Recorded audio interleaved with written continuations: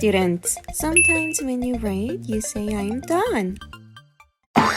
Before you say you're done, did you use your senses to complete your writing? Let's start with what you saw. Let's take a look at your writing. Last time, you completed your rainbow writing. But in this writing, I never mentioned what I saw.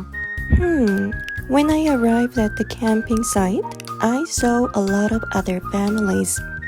Let's add that in. Now, let's think about what you smelled. Let's take a look at your writing again. There's nothing about smell.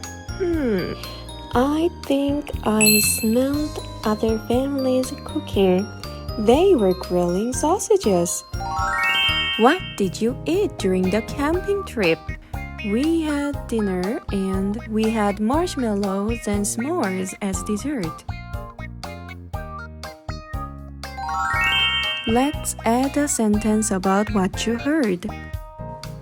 I think the crackling sound of the bonfire was pretty nice.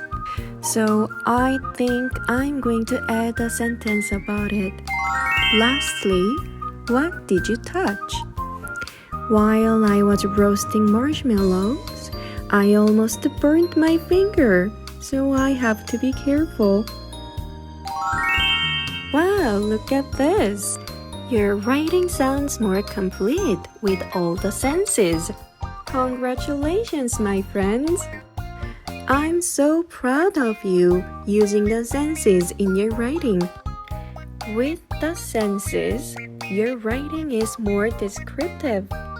If you're taking Miss Amelia's class, you will get 1 ticket when you complete 1 sentence writing. Don't forget to mention it to her. Thank you for being wonderful students. Come back for more videos.